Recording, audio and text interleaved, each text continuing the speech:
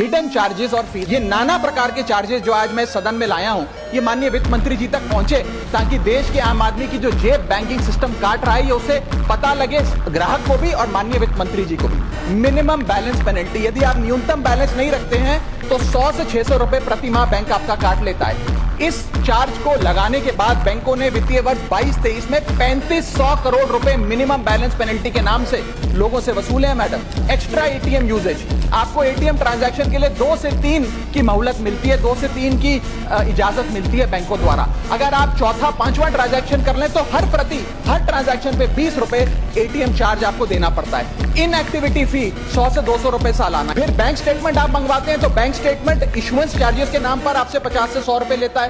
फिर आप कहते हैं हमें एसएमएस अलर्ट के माध्यम से मेरे बैंक के खाते में क्या आ रहा है उसकी जानकारी मिले, तो एसएमएस अलर्ट चार्जेस के नाम पर भी प्रति क्वार्टर 20 से 25 रुपए आपसे लिया जाता है। ऑनलाइन पेमेंट करेंगे एनईएफटी की तो ट्रांजैक्शन फी भी ली जाती है। जबरदस्ती आपको पहले लोन बेचते हैं और फिर उसके बाद लोन प्रोसेसिंग फी के नाम पर 1 से 3% लोन अमाउंट का काट लेते हैं। साधारण सा सिग्नेचर बदलवाना हो, नॉमिनी की डिटेल्स बदलवानी हो, उस चेंज पर भी 200 रुपए प्रति ट्रांजैक्शन के नाम पे बैंक आपसे पैसा वसूलता है। और डिमांड ड्राफ्ट पे ऑर्डर बनाने जाएं तो 100 से 200 रुपए प्रति डिमांड ड्राफ्ट आपसे पैसा वसूलता ही वसूलता है। यानी कि कस्टमर्स की जेब काटी जा रही है और कस्टमर्स को पता भी नहीं लगता कि कितना पैसा बैंक इन नाना प्रकार के चार्जेस के चलते आम आदमी से वसूल रहा है।